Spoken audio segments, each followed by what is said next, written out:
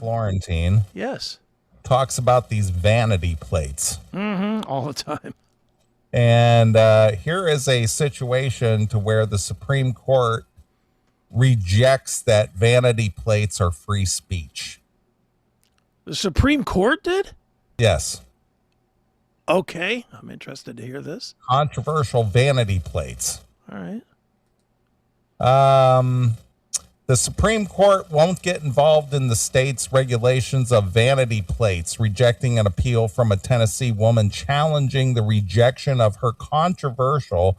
Now, I didn't know what this was, and I don't know why this was so controversial, because if you saw it and I saw it, we'd go,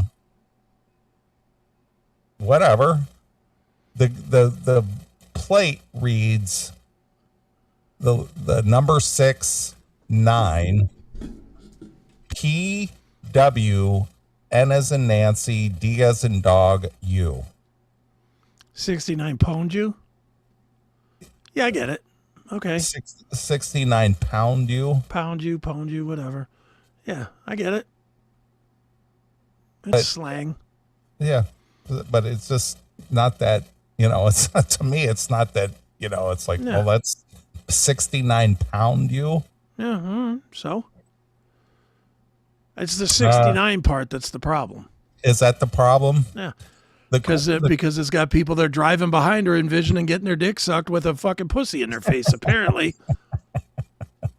The court on December 8th declined to hear the appeal from Lee Gillum, who argued the state's rules for what is and isn't allowed on personalized plates are often unclear and can amount to dizzying array of censorship. She wanted the court to find that she is expressing her own views through a vanity plate, not the government's, a decision that would have limited states' ability to control that message. The justices reached the opposite conclusion in 2015 in upholding restrictions on the design of specialty license plate that supports a cause or an organization. States that sell specialty plates can prohibit images such as the Confederate flag, the Supreme Court ruled in a 5-4 decision. States have long used license plates in this country to convey government messages. But Gillum's attorney argued that judges have disagreed about whether the same is true for the combination of letters and numbers on a personal license plate. Mm-hmm. The intervention is needed promptly, given that the car owner's First Amendment speech rights change when she moves states. They told the Supreme Court the same personalized plate that appears on cars in Maryland, Oregon, Delaware, Rhode Island, Kentucky, California, and Michigan can be prohibited in Tennessee, Indiana, and Hawaii. Tennessee argued that there's no reason for the Supreme Court to revisit this issue. The court does not need another license plate case on the government speech. Tennessee Attorney General Jonathan, whatever his name is, wrote in a response to Gillum's appeal, "One is plenty." In Gillum's case, Tennessee initially approved her request for a personal license plate that read 69 PWNDU. She said the letter referenced PWNDU, an online gamer phrase meaning no, it doesn't. Stop it. Stop it. I looked it up, by the way. It is pwned, and it is internet sling. Yeah. I knew it was. You got pwned. You got pwned. Okay. The meaning, I looked it up. All right. Is the meaning to be completely dominated, defeated, or have your system's accounts compromised by someone else. Okay. So it's basically to be completely dominated. I knew the word, and I know where now. I know it from X videos, from watching fucking porn. Okay. And they always talk about, pwned this broad or whatever. All right. Anyway, she said the letters reference PWNDU, an online gamer phrase meaning to beat an opponent. The numbers she initially said reflected part of her phone number and were not a sexual reference. Shut up. Gillen later said she's a astronomy buff, and 69 refers to the year of the moon landing. The year of the moon landing.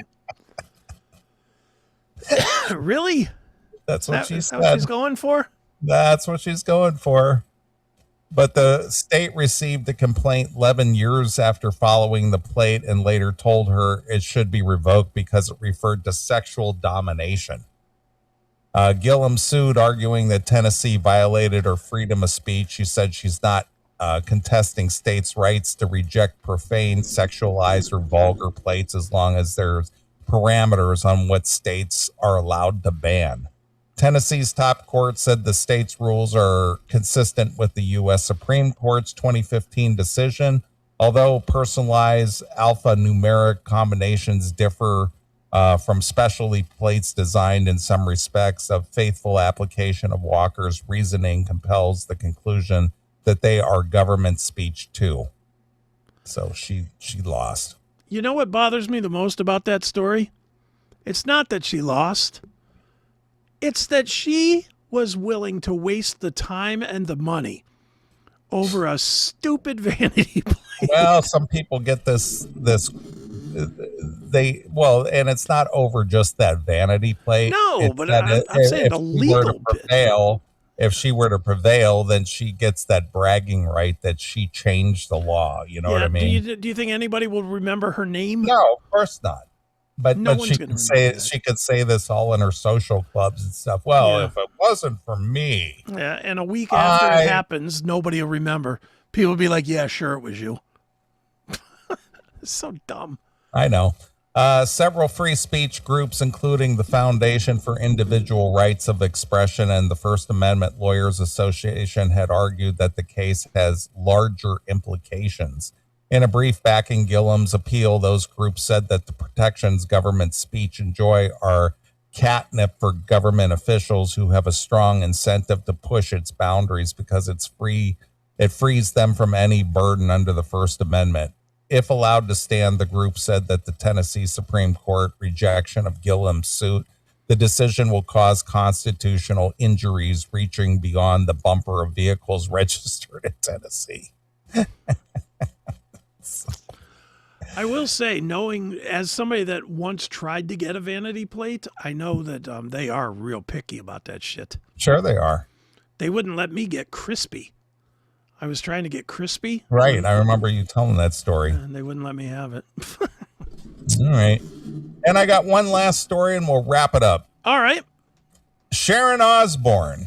Yes. Says Ozzy's infidelity didn't faze her until he brought another woman into their home. All right.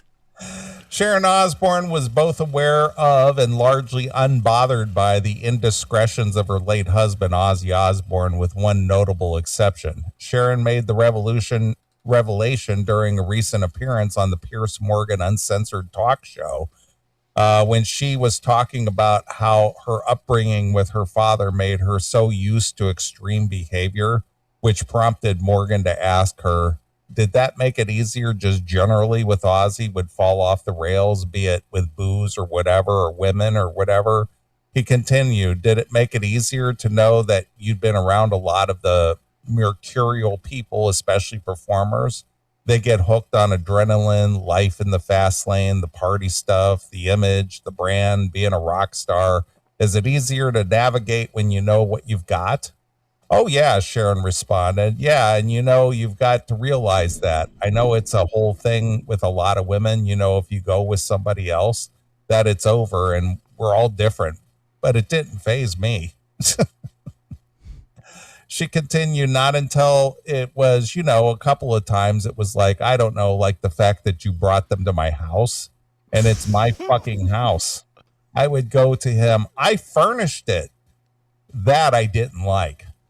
Overall, Sharon explained, but it never fazed me because I know what he's like and it means nothing. It means nothing. The Grammy winner died at 76 on July 22nd after suffering a heart attack amid health issues, including Parkinson's disease.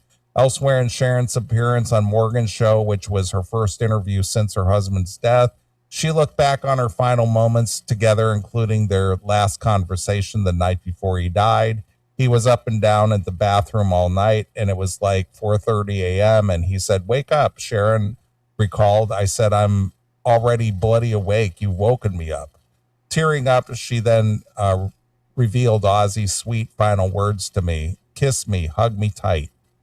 The former talk show host was married to the Black Sabbath rocker for more than 4 decades. Sharon also served as his manager and is the mother of 3 of his adult children, Amy, Kelly, and Jack. From his previous marriage to Thelma Riley, Ozzy had 3 other children, Jessica, Lewis, and Elliot. I didn't realize he had 3 children. That. No, I didn't know that.